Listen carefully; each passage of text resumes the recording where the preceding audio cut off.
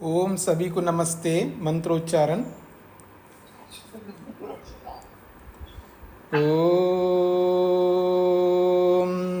सहनाववतु सहनौ भुनक्तु सह वीर्यं करवावहै तेजस्विनावधीतमस्तु मा विद्विषावहै। ओम शांति शांति शांति।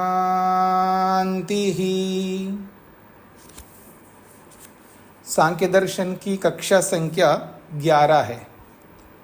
प्रथम अध्याय के 19वें सूत्र को लेकर के हम विचार कर रहे हैं।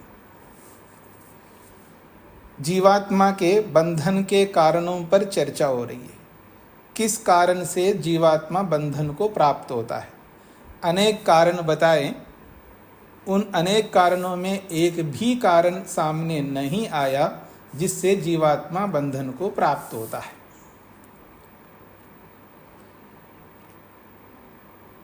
अठारहवें सूत्र में और 19वें सूत्र में ये स्पष्ट किया है कि प्रकृति आत्मा के साथ स्वयं बंध नहीं जाती है और जीवात्मा नित्य शुद्ध मुक्त स्वभाव वाला होने से वो भी जाकर के प्रकृति से बंधता नहीं है।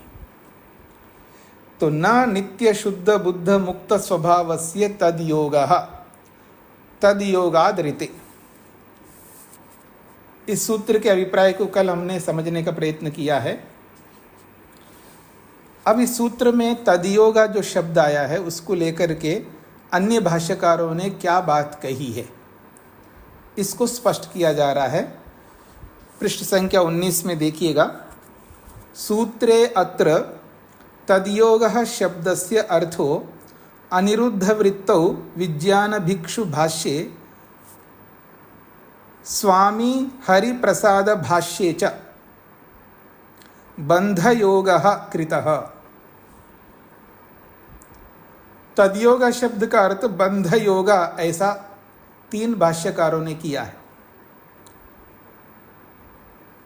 अनिरुद्ध वृत्ति में, विज्ञान भिक्षु भाष्य में और स्वामी हरिप्रसाद भाष्य में, इन तीनों भाष्यों में इन तीनों भाष्यकारों ने तद्योग शब्द का अर्थ बंध योगः ऐसा किया है। कह रहे हैं परंतु अत्र तथार्थेन न भवितव्यम। उन्होंने जो तद्योगा का अर्थ बंधयोगा ऐसा अर्थ किया है, ऐसा अर्थ यहाँ तद्योगा का नहीं हो सकता। यतः क्यों नहीं हो सकता? पूर्व सूत्रे पुरुषेन सह संबंधाय प्रकृति असमर्था परतंत्रत्वाद उक्ता। 18वें सूत्र में, पूर्व सूत्र का अर्थ है 18वें सूत्र में, क्योंकि 18वें सूत्र में पुरुष के साथ प्रकृति का संबंध नहीं हो सकता। क्यों? क्योंकि स्वयं प्रकृति परतंत्र है। जो स्वयं परतंत्र होता है वह परतंत्र किसी को अपने अधीन में नहीं रख सकता। ये बात कही गई है। अत्र सूत्रे प्रकृत्या सह संबंधाय पुरुषः प्रकृतिवत् परतंत्रस्तु न किंतु स्वतंत्र सन्नपि स नित्य शुद्ध बुद्ध मुक्त स्वभाववत्वात् अनपेक्षः। प्रकृति तो परतंत्र है, वो स्वयं परतंत्र होकर के किसी को अपने बंधन में नहीं रख सकती। परंतु पुरुष यानी जीवात्मा परतंत्र तो नहीं है, वो स्वतंत्र है। स्वतंत्र होते हुए भी नित्य शुद्ध बुद्ध मुक्त स्वभावत्वात्, वो नित्य शुद्ध बुद्ध मुक्त स्वभाव वाला होने से वो भी किसी के साथ जा कर के बंध नहीं जाता है, इसकी अपेक्षा नहीं कर सकते।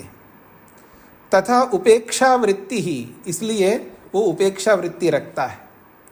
उपेक्षा वृत्ति का मतलब है एक स्वभाव है, आप देख सकते हैं, हम जिसी के साथ में मिलना चाहते हैं, जुड़ना चाहते हैं, अपने जैसे लोगों के साथ मिलजुलना चाहते हैं, अपने से विरुद्ध लोगों के साथ मिलना जुलना हम पसंद नहीं करते। समझ में आ रहा है जी आप लोगों को? मान लीजिएगा आप मैं आप में से किसी का भी नाम ले लूं, भीमसेन जी का नाम ले लूं। अब भीमसेन जी जाकर के शराबी के साथ मिलना जुलना नहीं चाहेंगे, क्योंकि ये शराब नहीं पीते। शराबी ही शराबी के साथ मिलना चाहेगा, जो शराबी नहीं हो शराबी के साथ क्यों मिलना चाहेगा? तो जब किसी के साथ मिलना चाहते हैं, किसी से मित्रता बनाना चाहते हैं, वो हम हमेशा ये याद रखते हैं कि हम अपने जैसे लोगों के साथ ही मित्रता रखना चाहते हैं। इसलिए किसी महापुरुष ने कहा है, समानशीलम व्यसनेषु सख्यम, समानशीलम व्यसनेषु सख्यम। जो अपने जैसे गुण कर्म स्वभाव वालों से ही मित्रता बनाना चाहते हैं। अब जीवात्मा तो चेतन है, और वो जड़ के साथ जाकर के मित्रता बनाना चाहे, वो अपेक्षा नहीं रखेगी आत्मा। ये कहना चाह रहे हैं यहाँ पर। तस्मात् तस्य प्रकृति योगो न संभावनीयः। तस्मात् इसलिए, तस्य उस जीवात्मा का प्रकृति के साथ जाकर के योग करना, अर्थात उसके साथ जुड़े रहना, इसकी संभावना नहीं करनी चाहिए। अतएव अत्र तद्योग शब्दस्य अर्थः प्रकृति योग एव सत्यार्थो। इसलिए यहाँ तद्योग शब्द का अर्थ प्रकृति योगा अर्थ ही करना चाहिए, ना कि बंध योग करना चाहिए। यही यथार्थ में सत्य अर्थ है। अन्यथा नित्य शुद्ध बुद्ध मुक्त स्वभावस्य इति कथन वैयर्थ्यम स्यात्। यदि बंध योग अर्थ करेंगे तो जीवात्मा को नित्य शुद्ध बुद्ध मुक्त स्वभाव वाला कहना यह व्यर्थ हो जाएगा। पुरुषस्य नित्य शुद्ध बुद्ध मुक्त स्वभावत्वं तस्य तद्योग निषेधे प्रकृति योग निषेधे हेतु प्रदर्शनम। जीवात्मा को नित्य शुद्ध मुक्त स्वभाव कहना जो है, ये प्रकृति के साथ योग करने का निषेध करने के लिए, निषेध के हेतु से उसको नित्य शुद्ध बुद्ध मुक्त स्वभाव वाला कहा है। यदि ऐसा नहीं कहते तो फिर उस आत्मा को नित्य शुद्ध बुद्ध मुक्त स्वभाव कहना व्यर्थ हो जाएगा। ये कहना चाह रहे हैं यहाँ पर। पुनश्च तद योगादृते इत्यस्य अर्थो अपि तत्र उभयत्र अनिरुद्ध वृत्तो विज्ञान भिक्षु भाष्ये च प्रकृति योगादृते कृतः। और तदयोगा के बाद में दूसरा पद है तदयोगादृते। इस तदयोगादृते का अर्थ भी अनिरुद्ध वृत्ति ने और विज्ञान भिक्षु भाष्य ने भी गलत अर्थ किया है। उन्होंने प्रकृति योगादृते ऐसा अर्थ किया है।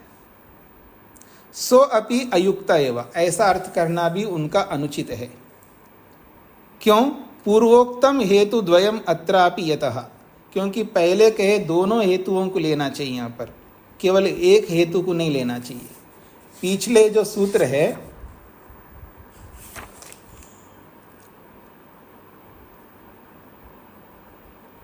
तदयोगात का अर्थ प्रकृति पुरुष योगा, दोनों अर्थ किया उन्होंने। प्रकृति पुरुषयो योगादृते ऐसा अर्थ किया था, तो दोनों को लेना होगा। प्रकृति भी जाकर के नहीं मिल सकती है और पुरुष जाकर के भी नहीं मिल सकता। ये दोनों अर्थ तदयोगादृते का अर्थ लेना चाहिए। अगर ऐसा नहीं लेंगे तो कह रहे हैं कथम ही स्यात् प्रकृति योगा। ये कैसे होगा? प्रकृति योगा अर्थ तो हो ही नहीं सकता। प्रकृतिस्तु परतंत्रा, प्रकृति तो परतंत्र है, तद्वारा निषिद्ध एव। और परतंत्र जो होता है वो किसी के साथ जाकर के जुड़ नहीं सकता। पुरुष द्वारा स्यात् प्रकृति योगा, अच्छा प्रकृति जाकर के नहीं जुड़ती है तो कोई बात नहीं, पुरुष जाकर के जुड़े, तदपि न, वो भी नहीं हो सकता। सोपि नित्य शुद्ध मुक्त स्वभाववान सन अनपेक्षः, और जीवात्मा भी जाकर के स्वयं आ बैल मुझे मार ऐसा कह करके वो प्रकृति के साथ जुड़ नहीं सकता। तद्वारा भी प्रकृति योगो निषिद्धा, जीवात्मा के द्वारा भी प्रकृति के साथ जुड़ना निषिद्ध है, निषेध किया है। एवं उभय द्वारा निषिद्धे योग एक पक्ष योगो न संभावनीय। जब दोनों का निषेध किया है तो दोनों का निषेध अर्थ लेना चाहिए। एक पक्ष में एक का ही निषेध अर्थ करना ये उचित नहीं है, ये कहना चाह रहे हैं। संभावनीयस्तु उभयादीनः, स स्वस्वामी भाव रूपः शास्त्रांते स्वीकृतो अस्ति। अगर यदि आप संभावना भी करें तो उभयाधीन, दोनों का अधीन मान सकते हैं आप। यानी कुछ प्रकृति का ले सकते हैं, कुछ जीवात्मा के लिए ले सकते हैं, दोनों की कमी ले सकते हो, दोनों मिलकर के जुड़ रहे हैं ऐसा कह सकते हो, ये तो संभावना कर सकते हैं। और शास्त्र के अंत में ऐसा ही स्वीकार किया है। तथा च तद्योगे भिन्न भिन्न हेतूनाम अयोग्यत्वं प्रदर्श्य अन्ते पंचाशत्तमे सूत्रे तद्योगस्य प्रकृति पुरुष योगस्य कारणम उक्तम अस्ति अविवेकः। कहते हैं शास्त्र के अंत में, अर्थात इस अध्याय के अंत में एक सूत्र आ रहा है 55वां सूत्र। तो वहाँ पर ये कहा पंचाशत्तमे सूत्रे, 55वें सूत्र में तद्योगस्य प्रकृति पुरुष योगस्य कारणम उक्तम अस्ति अविवेक। प्रकृति और पुरुष का योग जो है क्यों हुआ है, यानी प्रकृति और जीवात्मा क्यों जुड़े हुए हैं, तो उसका कारण बताया है अविवेक, अर्थात मूर्खता, अज्ञानता, अविद्या। और वो सूत्र है तद्योगे अपि अविवेकात् न समानत्वम। इस 55वें सूत्र में स्पष्ट रूप से कहा है प्रकृति और पुरुष का जो योग हुआ है, अर्थात प्रकृति जीवात्मा का जो बंधन हुआ है, इसके पीछे यदि कोई कारण है, निमित्त है, वो अविवेक है, अविद्या है, मूर्खता है। ये वहाँ पर स्पष्ट कहा है। प्रकृति पुरुषयो योगस्य तयो स्वस्वामी भावस्य कारणम अविवेक। प्रकृति पुरुष का जो संबंध है, अर्थात उन दोनों का जो स्वस्वामी संबंध है, स्वस्वामी संबंध कहते हैं, स्व का अर्थ होता है संपत्ति, स्वामी का अर्थ होता है मालिक। तो अपनी संपत्ति का जो मालिक बनता है वहीं पर यह स्वस्वामी संबंध होता है, जिसको आप अटैचमेंट कहते हैं। और इन दोनों के पीछे, इस अटैचमेंट के पीछे अविवेक ही कारण है, ऐसा वहाँ प्रदर्शित किया है उस सूत्र में। यथा ही अत्र तद्योगस्य कारणम अविवेकः प्रदर्शिता तथैव शास्त्रांते स्वस्वामी भावस्य कारणम अविवेक प्रदर्शयद आचार्य। जैसे यहाँ पर स्वस्वामी संबंध को लेकर के, अविवेक को लेकर के बोला है, ऐसा ही 55वें सूत्र में भी सूत्रकार आचार्य यही अविवेक को कारण बताया है।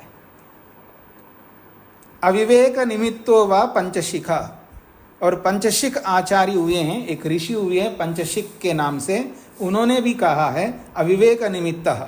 इस अविवेक के कारण से, अविद्या रूपी अविवेक के कारण से ही प्रकृति और पुरुष का संबंध हुआ है। तस्मात् अनिरुद्ध वृत्तो विज्ञानभिक्षु भाष्ये तथा स्वामी हरिप्रसाद वृत्तो च नितांतम अयुक्त मुक्तम। इसलिए अनिरुद्ध भाष्यकार ने, विज्ञान भिक्षु भाष्यकार ने और स्वामी हरिप्रसाद वृत्ति के भाष्यकार ने, इन तीनों ने नितांत रूप से, पूर्ण रूप से गलत व्याख्या की गई है, वो व्याख्या उचित नहीं है, ये कहा गया है। मैंने शीघ्रता से इसको पढ़ करके आपके सामने रखा है, इसलिए शीघ्रता से पढ़ा। ये इतना प्रमुख नहीं है, ये बहुत विशेष रूप से जानने योग्य नहीं है, आपको बस इतना समझना है। इसका भाव, इसका सार है, तीन भाष्यकारों ने तद्योग शब्द का अर्थ और तद्योगादृते शब्द का अर्थ नितांत गलत किया है। ऐसा अर्थ नहीं हो सकता, ये सार है इसका, बस इतना ही समझना है। सूत्र का अभिप्राय तो पहले आप समझ चुके हैं, बस ये पूरी बातें अंत में जो कही गई है, ये तीनों भाष्यकारों ने गलत अर्थ किया, उसको निरूपण किया है। ये थोड़ा सा भाषा विज्ञान को जानने वाले शीघ्रता से अच्छे ढंग से समझ सकते हैं। योगेश जी क्या कहना चाह रहे हैं? स्वामी जी, आज अपेक्षा से अधिक आपकी आवाज कट कर आ रही है। अच्छा, अब मैं इसके लिए तो कुछ कर नहीं सकता जी। हाँ जी, रूप जी। ओम स्वामी जी पहले नहीं आती थी आपकी, पर अभी ना थोड़े दिनों से बीच बीच में जैसे आप बोलते हैं तो बीच बीच में कट जाती है, और फिर वो हमें मतलब कि वो सुन नहीं पाते स्वामी जी, ऐसा हो रहा है कई दिनों से। तो मैं इंटरनेट वाले को बुला करके देखता हूँ फिर क्या हो सकता है, क्योंकि हमने पहले का इंटरनेट हटा करके सब जगह अलग अलग कनेक्शन लिया है और अच्छा ही चल रहा था, लेकिन आप कह रहे हैं तो मैं इंटरनेट वाले को बुला करके ठीक करवाता हूँ फिर जी। अभी कैसा सुनाई दे रहा है आप लोगों को? ठीक सुनाई दे रहा है या नहीं? हाँ जी। जी। सुनाई दे रहा है अभी। हाँ, तो बीच बीच में ऐसा हो रहा है तो मैं पता करूँगा जी। तो ये 19वें सूत्र में अंत में जो बातें कही है, 2 शब्दों को लेकर के कही है, उनका सार मैंने आपके सामने रखा है कि 3 भाष्यकारों ने इन 2 शब्दों का अर्थ अनुचित किया है, बस यही सार है। इतना ही आप समझ लीजिएगा। सूत्र का मुख्य अभिप्राय तो कल आप समझ चुके हैं। मैं आगे बढ़ूं अब। स्वामी जी फिर कट गई थी आवाज। अच्छा, फिर कट गई है, तो एक बार मैं इसको ऑफ करके देखता हूं जी। हमें तो ठीक मिल रही है। नहीं कट रही जी, हमें तो सही सुनाई दे रही है। अच्छा, स्वामी जी स्पष्ट आ रहा है। हो सकता है जी किसी को नहीं आ रहा होगा, किसी को आ रहा होगा, तो किसी का नेटवर्क अच्छा है तो उनको आ रहा होगा, किसी का नेटवर्क मेरा जैसा नेटवर्क है तो उनको कम आ रहा होगा, ये हो सकता है। अब साधन तो ऐसे ही होते हैं। ओम स्वामी जी वो ही अपनी जगह बदले, आपकी आवाज ठीक आ रही है। ठीक है, अभी लोगों को नहीं आ रहा, वो अपनी जगह बदल हाँ ले। ठीक है। चलिए आप शांत रहिए, मत बोलिएगा। तो देखिए, जब साधनों में ऐसा ही होता है, एक खटखट में ही पानी पीना होगा आपको। हाँ जी, एक हमारे गुरुजी कहा करते थे कि एक घोड़ी को लेके जा रहा था राहगीर और उसको प्यास लगी। तो पहले का ज़माना था, आज का ज़माना तो बोतलें मिलते हैं पानी की आजकल। तो आज के ज़माना अलग है, पहले का ज़माना अलग था। पानी कहाँ से लिए? तो गाँव में जो है कुएं होते थे, वो पानी रहट से निकालते थे, और रहट से निकालते थे तो जैसे ही वो नीचे जाता था पानी को लाने के लिए, और जैसे उसको ऊपर खींचा जाता था, वो बैलों को बांध करके पानी को निकालते थे। और जैसे बैल नीचे की ओर जाते थे तो खटखट खटखट आवाज़ आती थी, और पानी जैसे गिरते वो खटखट आवाज़ में जो है घोड़ी जो है डर करके पीछे हट जाती थी और पानी आगे चला जाता था। पानी तो चला गया, फिर दोबारा पानी लाने के लिए फिर वो रहट को नीचे ले जाना है। फिर जैसे वापस ऊपर ले आए और खटखट आवाज़ में पानी आ रहा है, और जैसे खटखट आवाज़ आए तो घोड़ी डर करके पीछे हट जा रही है। और घोड़ी वाले परेशान होकर के उसको बोला कि ये खटखट बंद कर दो, मेरी घोड़ी पानी नहीं पी पा रही है। घोड़ी जो है पानी नहीं पी पा रही है, आप अपने खटखट को बंद कर दो। उसने कहा ठीक है जी, खटखट को बंद कर देता हूँ। उसने खटखट को बंद कर दिया तो पानी बंद हो गया। फिर उसने कहा पानी नहीं आ रहा है जी, तो फिर उसने फिर वापस स्टार्ट किया। फिर जैसे पानी आया तो फिर खटखट, फिर वो परेशान हुआ, फिर खटखट को बंद करवाने लगा। फिर उसने बंद किया, फिर पानी बंद हो गए। ऐसे 2-4 बार आया, वो तो और ज़्यादा झुंझला गया। तब उसने पानी निकालने वाले ने कहा है, अगर आपको पानी पिलाना है तो आपको खटखट में ही पीना पड़ेगा, पिलाना पड़ेगा, और कोई ऑप्शन विकल्प नहीं है। तो साधन तो ऐसे ही होते हैं, क्या करें। ये साधन मनुष्यों ने बनाए ना, परमात्मा ने बनाया होता तो वो सिस्टमेटिकली चलता, उसमें खराबी इतना आसानी से नहीं आता, वैसे भी नहीं आता है। भगवान के द्वारा बनाया गया हो तो ये समस्या आएगी नहीं। मनुष्य ने बनाया तो मनुष्य ही होता है जी, क्या करें। आगे बढ़ता हूं जी। मैं प्रसंग चल रहा है कि जीवात्मा किस कारण से बंधन को प्राप्त होता है। अनेक कारण बताएं, वो कोई कारण कारगर नहीं हो पाया। अब 20वें सूत्र के ऊपर आइए। अथ तद्योगस्य प्रकृति पुरुष योगस्य अन्यत् कारणम यत् कल्पयितुं शक्यते तद विचार्यते। अथ तद्योगस्य अर्थात प्रकृति पुरुष योगस्य, प्रकृति और पुरुष इन दोनों का जो योग है, इन दोनों का जो मिलना है, इन दोनों का जो संबंध है, जिसको हम बंधन कहते हैं, इसका अन्यत् कारणम, दूसरा कोई कारण, यत् कल्पितुं शक्यते, जो कि हम कल्पना कर सकते हैं कि और भी कोई कारण हो सकता। जितने कारण बताए वो तो बन नहीं रहे, तो चलो और कल्पना करते हैं, और कोई कारण हो सकता। तो और क्या कारण हो सकता है, तद विचार्यते, उसके बारे में विचार किया जा रहा है। 20वां सूत्र है न अविद्यातो अपि अवस्तुना बंध अयोगात्, न अविद्यातः अपि अवस्तुना बंध अयोगात्। सूत्र के पद समझ लीजिएगा। न अलग है, अविद्यातः अलग है, अपि अलग है, अवस्तुना अलग है, बंध अलग है और अयोगात अलग है। कहते हैं विद्या या अभावो अविद्या, विद्या के अभाव को अविद्या कहते हैं। देखिए, अविद्या का अर्थ मूर्खता लिया जाता है ना, अविद्या का अर्थ मूर्खता भी है और अविद्या का अर्थ विद्या का अभाव भी है। ये शब्द शास्त्र समझने वाले बहुत अच्छे ढंग से समझ सकते हैं, व्याकरण जानने वाले इस बात को बहुत अच्छे ढंग से समझ सकते हैं। और आप में से जो व्याकरण नहीं जानते हैं, फिर भी मैं आपको समझाने का प्रयत्न करता हूँ। देखिएगा, एक शब्द होता है, कोई भी एक शब्द, उस शब्द को बदलने की एक तरीका है व्याकरण में। जैसे ब्राह्मण एक शब्द है, ब्राह्मण, और इस ब्राह्मण शब्द को बदलना है, तो बदलने के लिए हम क्या करते हैं व्याकरण की दृष्टि से, ब्राह्मण में स्टार्टिंग में अकार जोड़ते हैं, अब्राह्मणा बनेगा।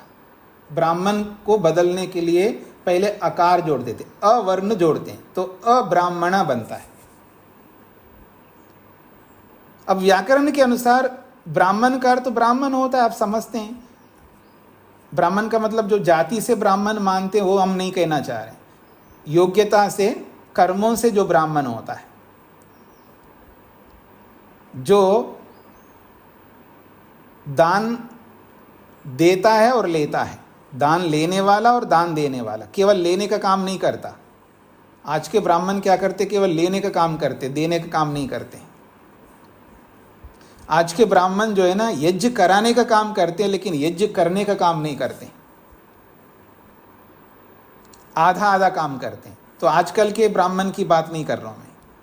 यथार्थ में जो ब्राह्मण होता है वो दान लेता है और दान देता है, और 100 हाथों से दान लेता है और 1000 हाथों से दान देता है।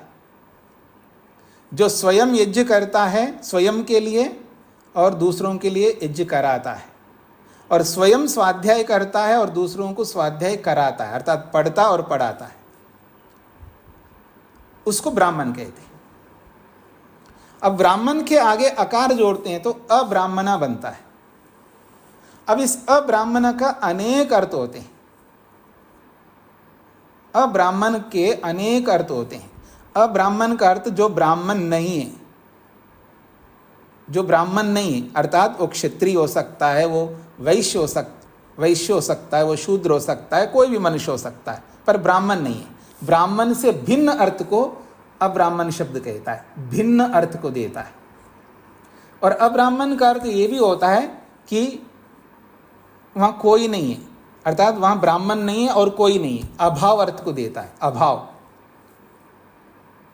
और एक निकृष्ट अर्थ को भी देता है। अब्राह्मण का मतलब है निकृष्ट ब्राह्मण, गया गुजरा जिसको आप बोलते हैं।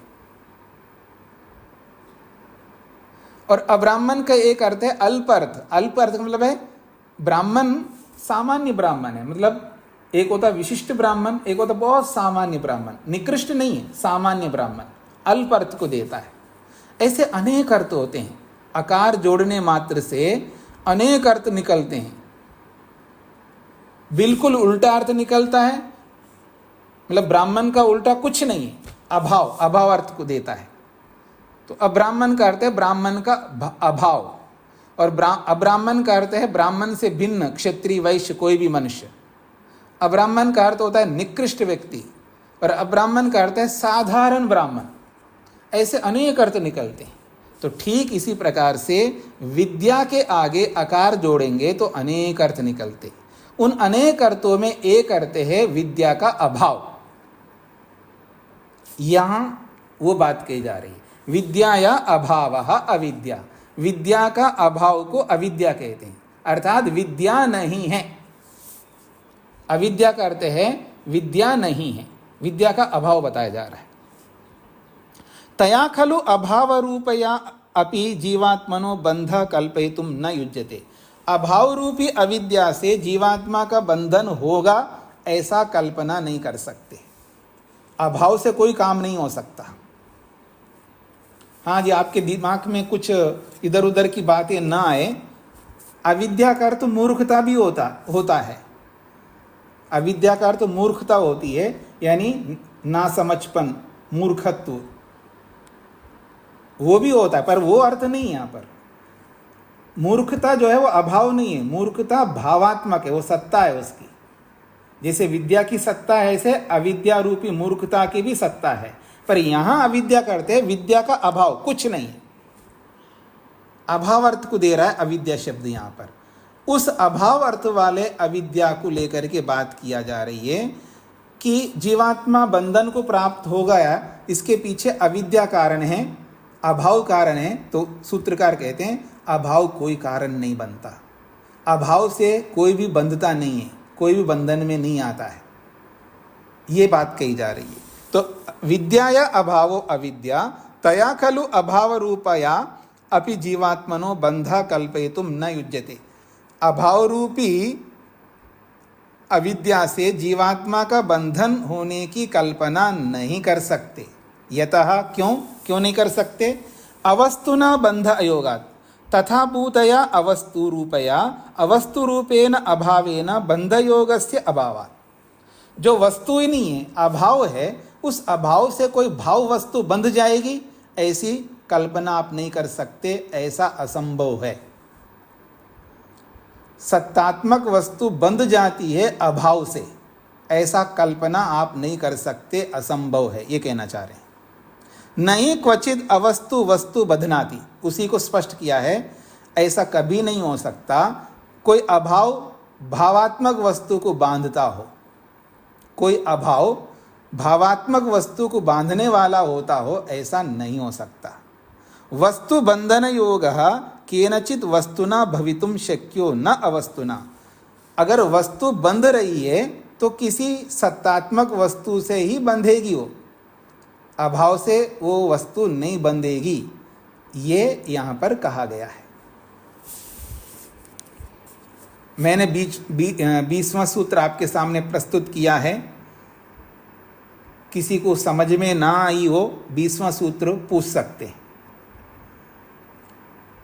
हाँ जी, बोलिएगा राजेश्वर जी। जी नमस्ते। यहाँ बंध, पहले थोड़ा पूछ देता हूँ, बंध योग जो कहा गया है उसके बारे में हम ज्यादा जानना नहीं चाहिए अभी? नहीं, बंध योग का मतलब है बंधन। जैसे कोई आदमी किसी के साथ बंध जाता है तो वो बंधन जो है ना दुखदायी होता है, क्योंकि बंधन में परतंत्रता होती है ना। जैसे हम शरीर के साथ बंध गए, इसलिए दुख तो भोगना पड़ेगा, शारीरिक दुख, ऐन्द्रियक दुख, मानसिक दुख, बौद्धिक दुख, ये सब भोगने पड़ते हैं हमको। क्यों हम दुखी हो रहे हैं? क्योंकि शरीर में, अगर शरीर में नहीं होते तो दुखी नहीं होते। तो शरीर बंधन का कारण है। तो सृष्टि में आना बंधन है, तो किसी वस्तु के साथ बंध जाना ये दुख का कारण है। मैं तो स्वतंत्र रहना चाहता हूँ ना, स्वतंत्र आदमी को कोई दुख नहीं होता है। हम किसी के साथ बंधे हैं, इसलिए दुख प्रारंभ होते हैं। जी अच्छा, ये जो है तद का जो अर्थ दूसरे तद योगा जो हुए, इसमें दोनों लिया गया है, प्रकृति और पुरुष दोनों। जी, मैंने यहाँ जो पुरुष लिए गए है परमात्मा के लिए दी गई है। जीवात्मा, परमात्मा को कोई विषय नहीं यहाँ पर। बंधने वाला जीवात्मा है ना, पुरुष का अर्थ यहाँ जीवात्मा है। जी जी। और जो यहाँ अभाव की बात की गई है, विद्या जो एक जो चीज है ही नहीं, उसके बारे में क्यों की गई है? कुछ प्रासंगिक है क्या? हाँ, अभाव को लेकर के भी बहुत लोग अभाव को भी पदार्थ मानते, बहुत सारे लोग अभाव भी कोई चीज ऐसा मानते हैं। अच्छा जी, धन्यवाद स्वामी जी। और व्यवहार भी करते हैं, और आप भी करते हैं, आप भी करते हैं, बच नहीं सकते आप। अंधकार क्या है? अंधकार किसे कहते हैं? आलोक का अभाव। हाँ, मतलब प्रकाश का अभाव। कोई वस्तु है क्या वो अंधकार? लेकिन आप सब लोग अंधकार को वस्तु के रूप में व्यवहार में लाते हैं। समझ गए? जी। तो इसलिए अभाव को लेकर के कहेंगे ही ना, प्रश्न तो बनते ही है ना। हाँ जी, नरेंद्र जी को क्या पूछना है जी? स्वामी जी ओम। जी स्वामी जी, जैसे ये अविद्या का अभाव बता रहे हैं आप, तो इसको कैसे समझें कि अविद्या नहीं है? आपके घर में 1 किलो सोना है? जी है? अरे कमाल है, बहुत बड़े आदमी आप। 5 किलो सोना है?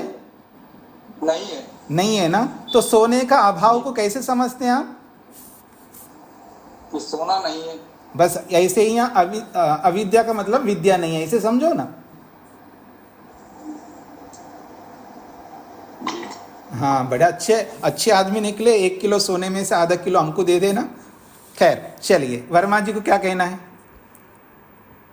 नमस्ते स्वामी जी। जी स्वामी जी, थोड़ा भाव तो समझ में आया, पूरी तरह से ये एक बार स्पष्ट नहीं हो पाया, थोड़ा सूत्र है। अरे अभी तो नरेंद्र जी को स्पष्ट कर दिया आपके पास। जी वो किया आपने, आधा स्पष्ट हुआ थोड़ा सा। और क्या स्पष्ट करवाना चाहते हैं? आपके पास में 100 गायें, क्या दूध देने वाली 100 गायें आपके पास में? नहीं। तो 100 गाय नहीं है का मतलब क्या समझते हैं आप? सौगाय का अभाव है। बस ऐसे ही यहाँ पर विद्या का अभाव समझ लेना। इसको क्या समझना है फिर आपको? विद्या का अभाव से बंधन नहीं होता। भाई अभाव कुछ कर नहीं सकता। अभाव इट मीन्स कुछ नहीं है। जो कुछ नहीं है से कुछ नहीं हो सकता, ये कहना चाह रहे हैं।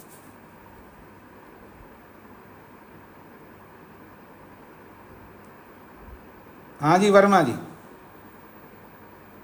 जी स्वामी जी। हाँ जी ठीक है। मतलब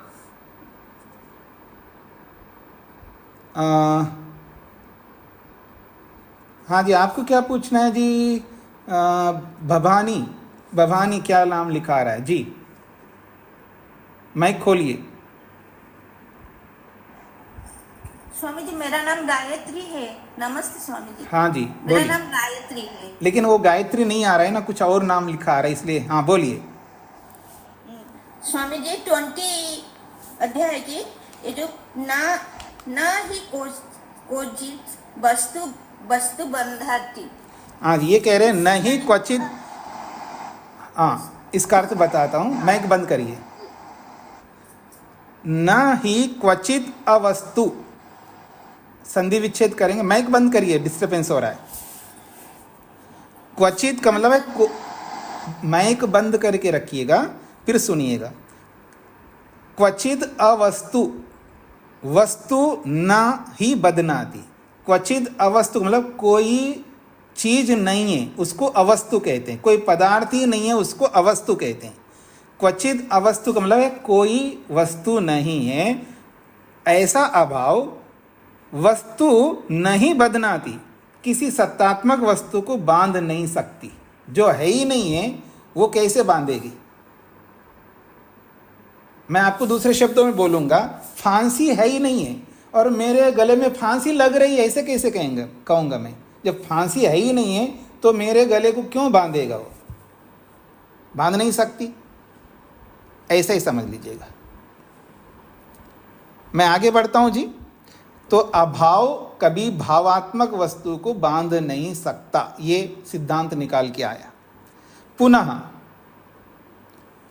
पुनः इसी बात को अभाव को लेकर के ही 21वें सूत्र में स्पष्ट किया जा रहा है। पुनः वस्तुत्वे सिद्धांत हानि, वस्तुत्वे सिद्धांत हानि। अभाव को वस्तु मानने पर हमारा जो सिद्धांत है वो उसकी हानि हो जाएगी, यानी हमारा सिद्धांत गलत सिद्ध हो जाएगा। हमारा जो कॉन्सेप्ट है वो बेकार हो जाएगा, ये कहना चाह रहे। वस्तुत्वे सिद्धांत हानि, अविद्याया वस्तुत्व स्वीकारे दार्शनिक सिद्धांत हानिर्भवति। जो अभाव रूपी अविद्या है उसको वस्तु के रूप में स्वीकार कर लेने पर जो दार्शनिक सिद्धांत है उसकी हानि हो जाएगी। नई क्वचित दर्शने आर्ष दर्शने अभावो वस्तुत्वेन स्वीक्रियते स्वीकर्तुम युज्यते वा। नहीं क्वचित दर्शने, किसी भी दर्शन शास्त्र में, अर्थात किसी भी आर्ष दर्शन में। आर्ष दर्शन कहते हैं ऋषिकृत दर्शन, ऋषियों के दर्शन। आजकल तो कोई भी दर्शन लिख देता है, मैंने एक दर्शन लिखा ऐसा बोलता है। ऐसे बहुत सारे लोग अपने अपने दर्शन बना रहे हैं, पर वो दर्शन नहीं। आर्ष दर्शन का मतलब ऋषिकृत दर्शन, जो ऋषियों ने, मंत्र दृष्टा ऋषियों ने जो दर्शन बनाए, ऐसे दर्शनों में अभाव को वस्तु के रूप में स्वीकार नहीं किया गया है, और ना ही स्वीकर्तुम युज्यते, न ही उनको स्वीकार कर सकते हैं। दर्शनम तो तदेव स्वीकरोति यत् खलु सत्तारूपेण दृश्येता। दर्शन शास्त्र तो उसी को स्वीकार करता है जो सत्ता के रूप में दिखाई देता हो, जिसकी सत्ता होती हो उसी को दर्शन स्वीकार करता है। ज्ञान पथम आगच्छेत, और वो दृष्टिगोचर आता है। अगर कोई सत्ता होती हो किसी न किसी रूप में दृष्टि में आ जाती है। तदेव दर्शनस्य प्रतिपाद्यम, और उसी सत्तात्मक पदार्थ जो दृष्टिगोचर होता है, वही दृष्टिगोचर होने वाला पदार्थ दर्शन का विषय होता है। अगर कोई दृष्टिगोचर होता ही नहीं है, जिसकी सत्ता ही नहीं है, वो दर्शन का विषय नहीं होता है। ये बात इस 21वें सूत्र में कही गई है।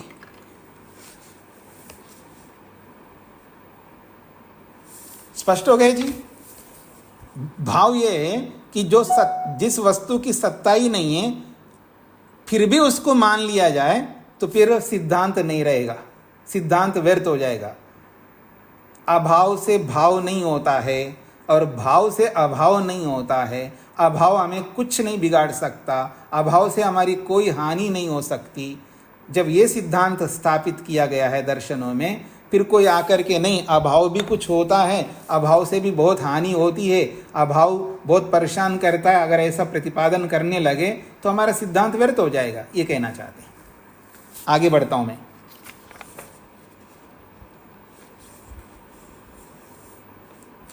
अन्यच्च 22वें सूत्र में इसी अविद्या को लेकर के और एक बात कही जा रही है। अन्यच्च, और भी एक बात है। क्या? विजातीय द्वैतापत्तिश्च, विजातीय द्वैतापत्तिश्च। भाष्यकार कह रहे हैं अथ च भावाद भिन्नो अभावो अपि वस्तु चेत। अथ च, और एक बात है, भावाद भिन्नः, सत्तात्मक भावात्मक पदार्थ से भिन्न अभावो अपि वस्तु चेत स्वीक्रियते। अभाव को भी, जिसकी सत्ता नहीं है, उसको भी वस्तु के रूप में स्वीकार किया जाए तो तदा भावाद भिन्नस्य अभावस्य भाव विजातीयाद भाव विजातीय द्वैतम आपद्यते। यदि अभाव को वस्तु के रूप में स्वीकार किया जाए तो भाव से जो भिन्न अभाव है, तो भाव और अभाव दोनों को स्वीकार करना पड़ेगा, यानी द्वैतम आपद्यते, दो वस्तुओं की सिद्धि हो जाएगी। एक वस्तु है तो एक वस्तु की जगह दो वस्तु मानने पड़ेंगे, तो द्वैतवाद की सिद्धि हो जाएगी। यत्सो अभावो भावाद विजातीयः अपर सत्ता रूपो अनर्थकारी स च अनिष्टो दर्शने। कहते हैं यत्सो अभाव, ये जो अभाव होता है वो अभाव भावाद विजातीय, भाव से भिन्न प्रकार की स्थिति है, वो भाव से भिन्न है वो। और अपर सत्ता रूप, और वो अभाव भी है और उसको सत्ता के रूप में भी माना जा रहा है। ये तो अनर्थकारी है, ये अनर्थ को उत्पन्न करने वाला है। सच अनिष्टा, और ऐसे अभाव को सत्ता मानने लगे तो अनिष्टकारी है, और इस अनिष्ट बात को दर्शन में स्वीकार नहीं किया जाएगा। ये इस बात कही गई है।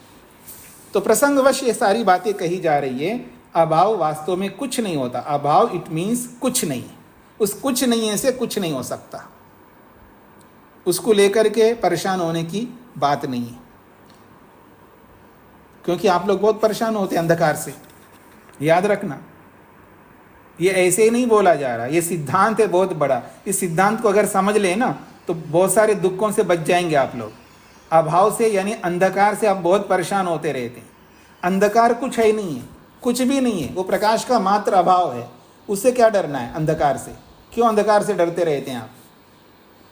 ये विद्या का अभाव है वहां पर। तो बहुत सारी चीजें ऐसी है, कुछ है ही नहीं है, लेकिन हम परेशान हो रहे होते हैं। ऐसा नहीं होना चाहिए। हाँ जी, आचार्य सा, क्या पूछना है आपको? जी ओम नमस्ते आचार्य जी, अच्छा शैलेंद्र जी बोल रहे हैं। हाँ जी बोलिए। जी जी। यद्यप अभाव की सत्ता नहीं है आचार्य जी, जी तो यद्यप किसी रोगी है और औषधि के अभाव में उसकी मृत्यु होती है, हाँ बोलिए। तो फिर प्रश्न खड़ा ये होता है कि अभाव के कारण ही हुआ है। अब उल्टा क्यों चलते हो आप, पटरी पे चला करो ना। इसीलिए कि ऐसे प्रश्न समाधान चाहिए। नहीं, उसका क्या समाधान, जब मतलब औषधि का अभाव अर्थ मतलब औषधि समय पर नहीं मिल पाई है इसलिए उसकी मृत्यु हो गई, तो अभाव ने कोई कष्ट थोड़ा दिया उसको। अभाव के कारण हुआ मृत्यु। भाई अभाव के कारण का मत, अभाव के कारण नहीं, औषधि ना होने के कारण से मृत्यु हुई है। आप उल्टा मत चलिएगा, औषधि का अभाव है तो अभाव जो है कुछ है ही नहीं है, उसके कारण से थोड़ा मृत्यु होती है। औषधि नहीं मिली इसलिए मृत्यु हो रही है, उल्टा मत चलिए। हाँ जी,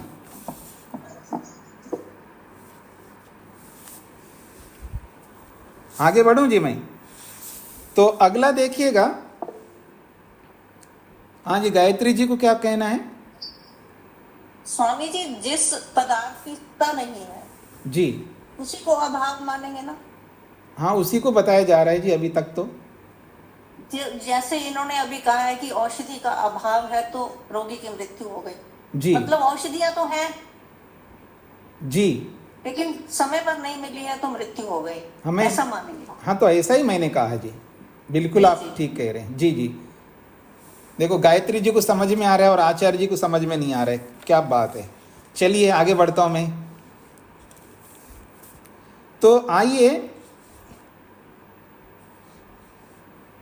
इसी अभाव को लेकर के कुछ और बातें कही जा रही हैं। विरुद्धोभय रूपा चेत न तादृक पदार्था प्रतीते, दो सूत्र यहां पर, 23वां और 24वां।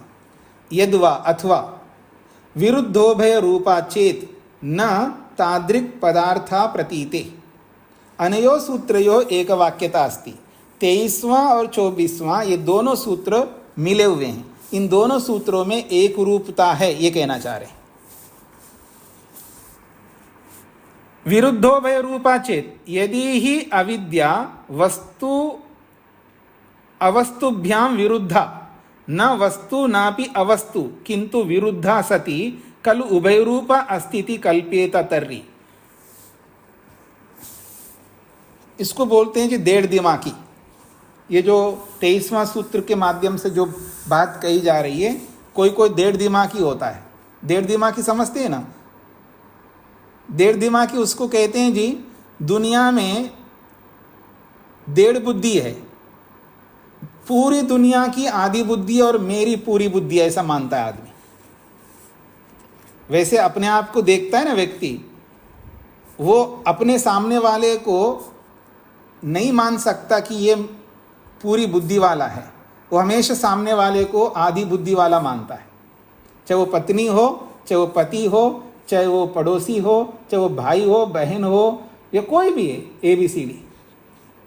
अपने आप को पूर्ण बुद्धिमान मानता है, सामने वाले को आधे बुद्धिमान मानता है। तो किसी कवि ने बोला है, दुनिया में केवल मात्र डेढ़ बुद्धि है, आधी बुद्धि सारी दुनिया की और पूरी बुद्धि मेरी, तो ये डेढ़ दिमाग है।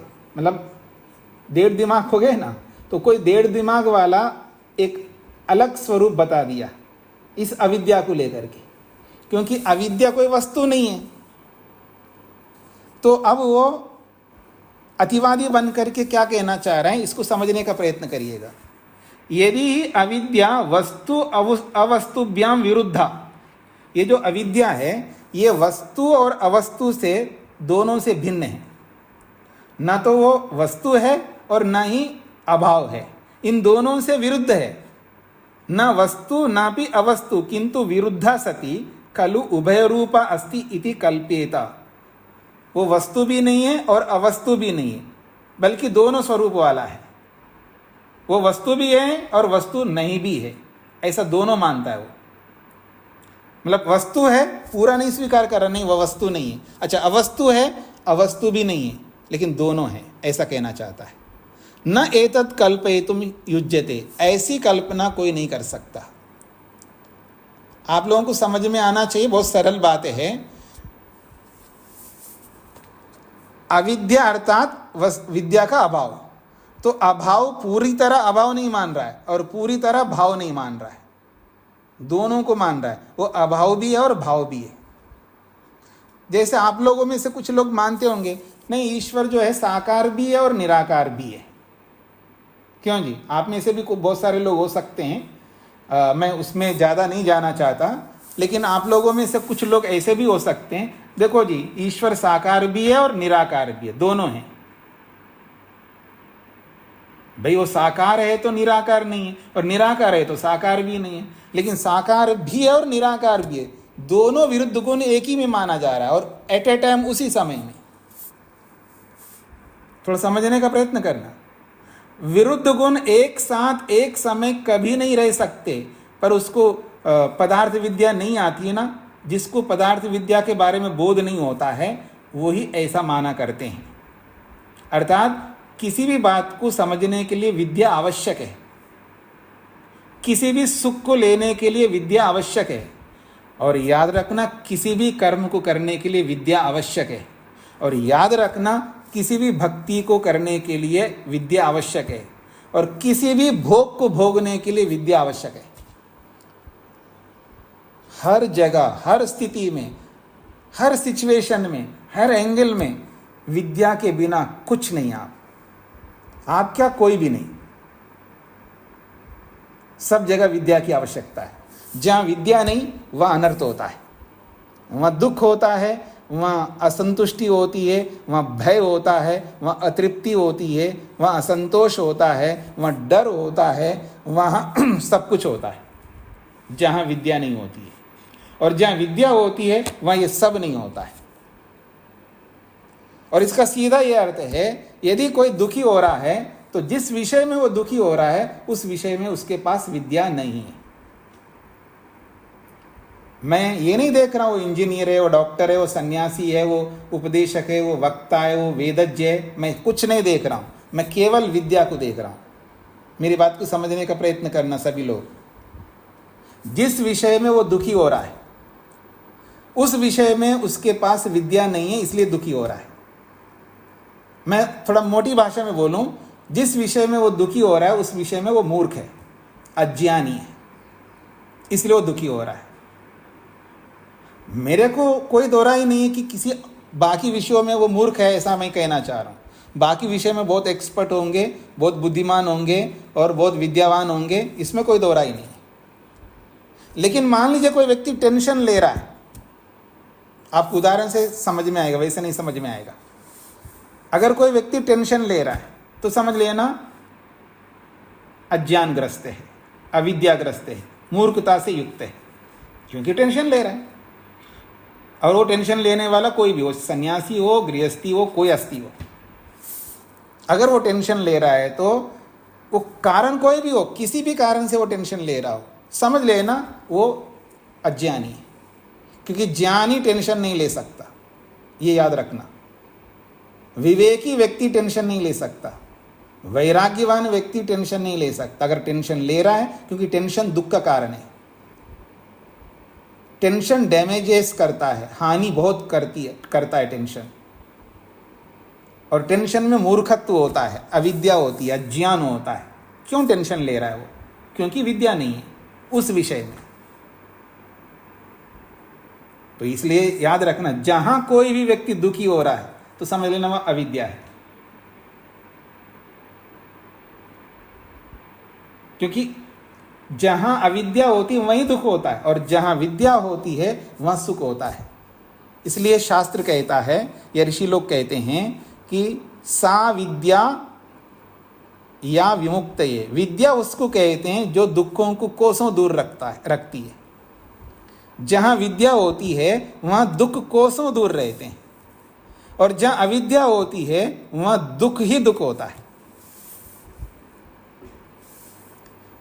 अब मैं आपको ये नहीं देखता आप कौन है, आपको अच्छा लगे बुरा लगे, आप कक्षा में आए या ना आए, मेरे कोई समस्या नहीं है।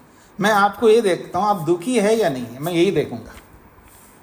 आप कौन है, आप इंजीनियर है, आप डॉक्टर है, आप ये है वो है, मैं कुछ नहीं देखूंगा आप कौन है, मेरे कोई मतलब नहीं आप कौन है। मेरे केवल एक ही मतलब है आप दुखी होते हो या नहीं होते। अगर दुखी होते हो तो मैं समझूंगा आप समझदार नहीं है और कुछ नहीं।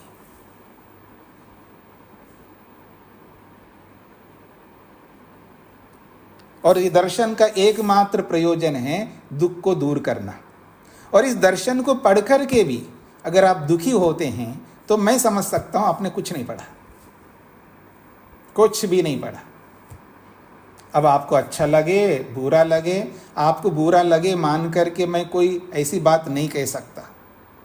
मेरे को वही बात कहनी है जो यथार्थ है। दुखी नहीं हो सकती आप, चाहे कुछ भी हो जाए।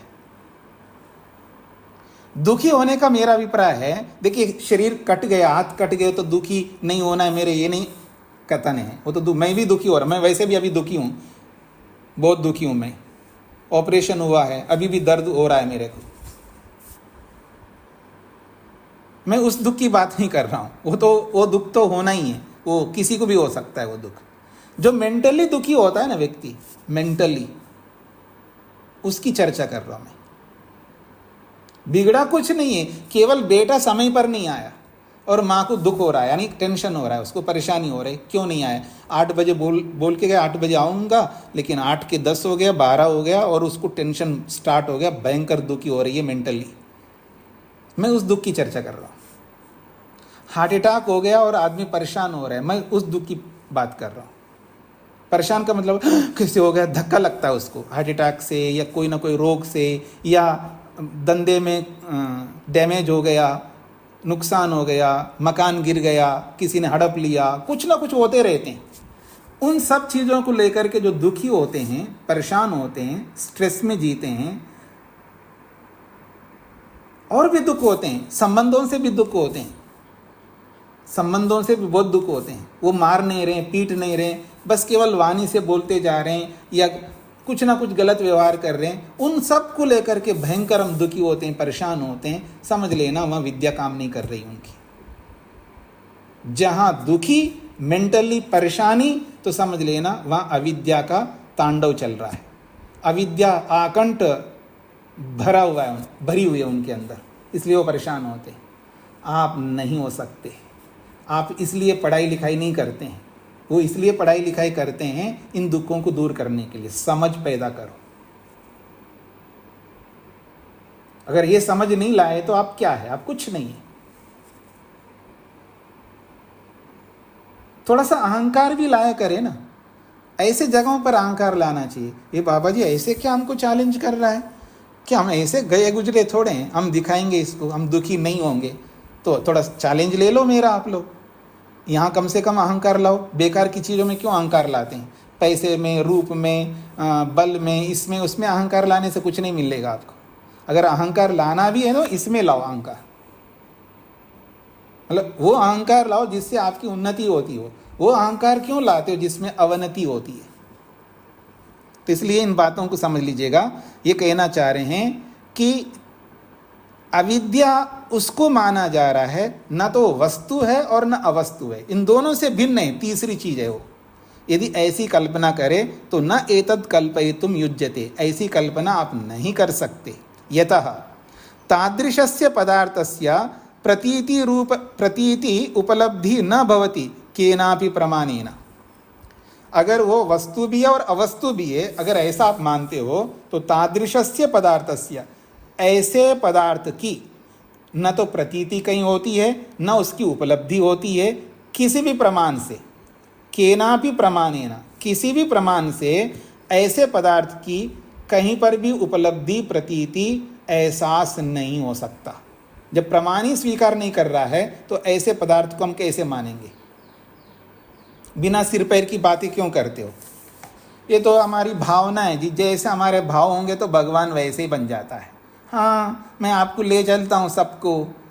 आप में से बहुत सारे लोग चीनी खाते होंगे, मिठाइयाँ खाते होंगे, तो मरुस्थल में, डेजर्ट में ले जाता हूँ। इस जो भी वहाँ डेजर्ट में जो रहता है ना, रेत, उसको चीनी मान लेना और घोल गोल करके जो है ना दूध में मिला मिला करके पीते जाना। आपकी भावना से वो चीनी बन जाएगी। आपकी भावना से आपको दूध उपलब्ध करा दूंगा, आपको जो चाहिए सब उपलब्ध कराऊंगा, और सब मिठाइयाँ बनाना और उसी रेत को डाल करके भावना बनाते जाना। आपकी भावना से अगर वो रेत बदल करके चीनी बन जाए तो आपकी भावना से भी पत्थर भी भगवान बन जाएगा या कोई भी भगवान बन जाएगा। आपके मेरे भावों से कोई वस्तु नहीं बदल सकती, वस्तु जैसी वैसी रहेगी। आप कौन होते हैं, मैं कौन होता हूँ उस वस्तु को बदलने वाले। वस्तु के स्वभाव को कोई नहीं बदल सकता। अगर भगवान सर्वशक्तिमान आकर के भी बदलने लग जाए ना, वो भी नहीं बदल सकता, उसके बस की बात नहीं है। किसी भी वस्तु के स्वभाव को बदलना कोई नहीं कर सकता। ऐसे बेसिर पैर के बात वो करते हैं जो प्रमाणों को नहीं जानते, जो विद्या को नहीं जानते, याद रखना। इसलिए विद्या को जानना, विद्या को पढ़ना, उसका अभ्यास करना प्रत्येक व्यक्ति के लिए अत्यंत उपयोगी है। बिना विद्या के गति नहीं हो सकती है। बिना विद्या के जीवन में कभी सुख नहीं मिल सकता। केवल पोथियाँ पढ़ना नहीं है, अप्लाई भी करना है। विद्या का मतलब है अप्लाई करने वाली विद्या, प्रैक्टिकेबल बनाने वाली विद्या, केवल इन्फॉर्मेशन वाली विद्या नहीं, जानकारी वाली विद्या नहीं है। खोपड़ी में तो बहुत भरा हुआ है इन्फॉर्मेशन, उससे कुछ नहीं होने का है, उसको अप्लाई करना पड़ेगा। हाँ जी, मोहनलाल जी को क्या पूछना है जी? स्वामी जी नमस्ते जी। स्वामी जी, जहाँ पर हम दुखी हो रहे हैं अविद्या की वजह से, तो वहाँ अविद्या का अर्थ मूर्खत्व लेंगे? हाँ जी बिल्कुल, मूर्खत्व को ही यहाँ पर मैं कहना चाह रहा हूँ। मैं ये विद्या का अभाव को लेकर के नहीं कहा, मैंने कहा कि जहाँ भी दुख है वहाँ अविद्या है का मतलब वहाँ मूर्खत्व। जी जी ठीक है, धन्यवाद। और किसी को कोई बात पूछनी है? शैलेंद्र जी को कुछ कहना है? हाँ, ममता जी को क्या कहना है? स्वामी जी नमस्ते। जी। स्वामी जी, तादृक शब्द का अर्थ क्या है स्वामी जी? तादृक पदार्थ प्रति, तादृक उस जैसे पदार्थ की प्रतीति, तादृक मतलब उस जैसे। जी जी सर। हाँ जी, डॉक्टर सरिता जी।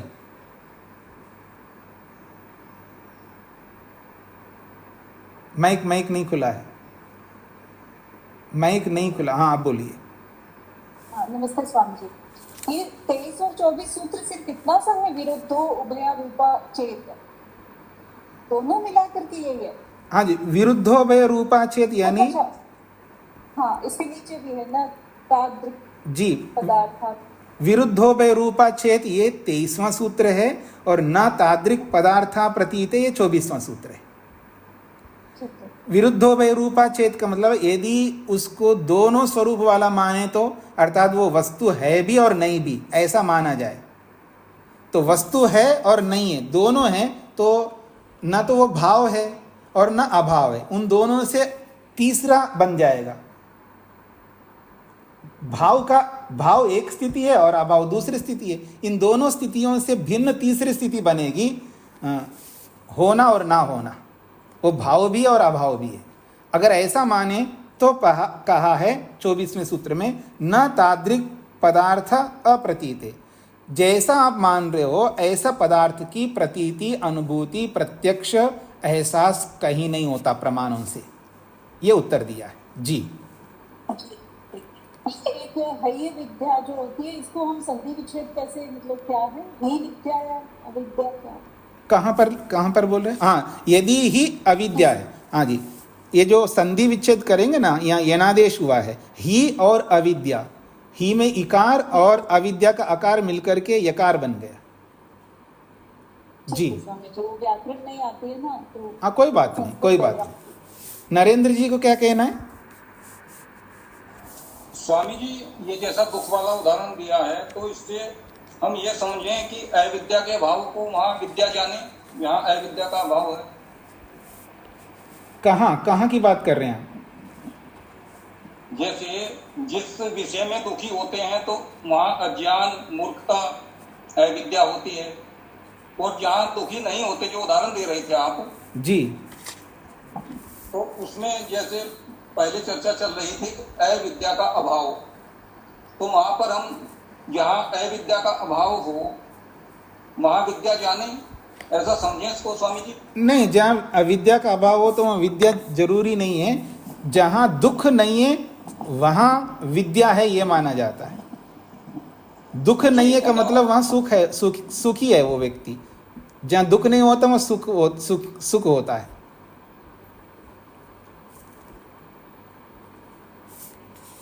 और किन्हीं स्थितियों में दुख भी नहीं है तो सुख भी नहीं है, ऐसा भी कुछ स्थितियां बनती है, तो इसलिए मैंने उसको रोका है।